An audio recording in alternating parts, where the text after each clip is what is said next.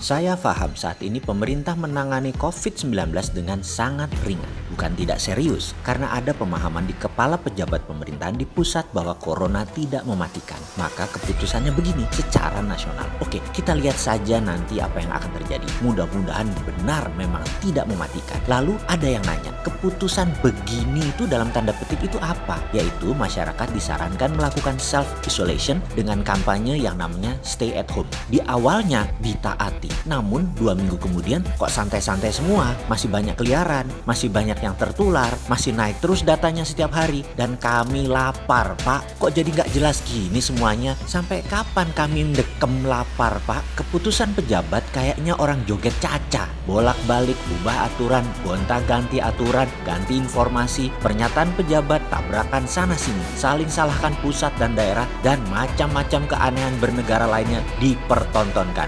Rapid test digelar dengan alat yang tingkat ketepatannya di bawah 50%. Waduh, malu banget deh rasanya. Tapi itu yang terjadi. Mengelola pandemik pakai coba-coba. Hasilnya banyak negatif. Banyak negatif, pejabat jadi senang. Mulai kampanye bahwa Indonesia nomor 3 paling hebat menangani COVID-19. Namun, negara lain melihatnya beda. Malaysia, Singapura, Australia, bahkan Amerika yang kata mereka akan ada bom waktu 2 minggu kemudian dari sekarang. Karena ya banyak tidak kebaca kalau pakai rapid test saat ini. Orang coronavirus masa inkubasinya lama bisa sampai 2 minggu. Lah masa nunggu 2 minggu baru tahu? Kan sudah telat. Sudah sesek dada orang, tidak bisa nafas. Gak ada oksigen ke otak. Ya jatuhlah bergelimpangan orang-orang itu di jalan. Gak ada ventilator. Sejak awal Februari saya sudah bunyi di dunia digital. Take seriously tentang corona. Atau negara ini bisa menjadi negara paria. Negara setengah gagal dikandani ra percaya. Dan awal Maret ketika baru beberapa hari diumumkan ada korban COVID-19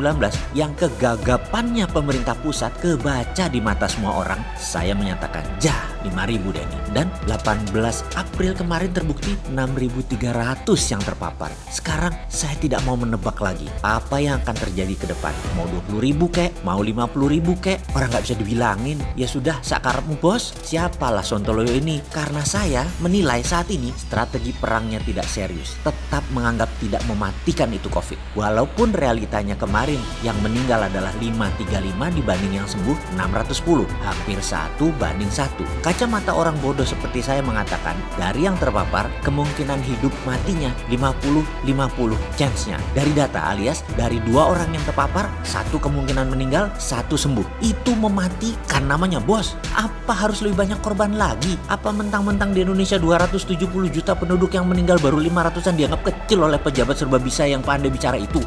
Di akhirat kamu nanti dituntut loh dengan kata-kata dan perbuatanmu. Pada ngerti gak sih ada akhirat dan akan ada pertanggungjawaban di akhirat nanti para pejabat ini? Apa mereka punya aji rawa rontek atau pancasona selama menginjak tanah gak bisa mati gitu ya? Bos, fakta penularannya cepat sekali. Dari 6 ribuan ke 20 ribuan itu cepat. Kena sudah critical mass-nya. Ngerti critical mass pada pandemi? Harus diterangin lagi apa itu critical mass. Repot bener sih kalian ini. Nah, tanya pada guru-guru profesor biomolekular yang independen. Pasti ngeri mendengar jawaban mereka. Saya bukan ahlinya, tapi banyak kok para ahli yang netral yang mau ngomong jujur, tidak seperti buzzer kalian. Atau di Google deh, banyak tulisan dan laporan tentang lembaga riset resmi virologi Biomolekular Institute yang menjelaskan atau kontak langsung dengan mereka. Bisa kok, faktanya begini. Ada 3 tipe virus corona. Tipe A yang pertama, mutasi ke B, mutasi ke C yang tahan di daerah panas. Perlu referensinya? Oke, kita kasih tahu. Biar yang namanya analis pertahanan ekonomi kaleng-kaleng ini bisa dapat nilai walaupun sedikit. Ini datanya dari Cambridge University yang mempublish. Kebetulan ada sahabat saya dari Malaysia, profesor di sana. First outbreak atau sebaran pertama adalah akarnya virus tipe A yang saat ini menyebar di Amerika dan Australia.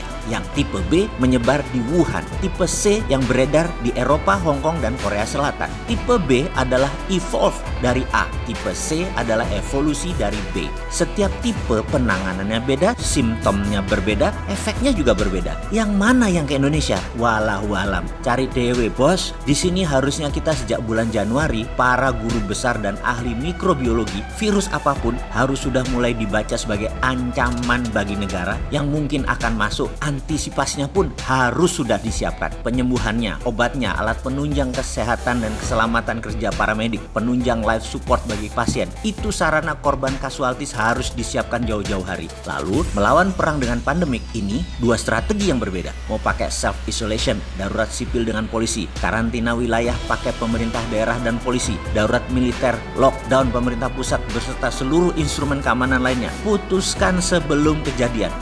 Maaf, referensinya yang saat ini apa ya? Kayaknya dari negara sahabatnya itu ya, yang sering ngaco, yang abal-abal, yang kaleng-kaleng. Tapi kan teman negara itu. Ya percaya aja, gak mematikan kok, hanya 2% kira-kira. Hah?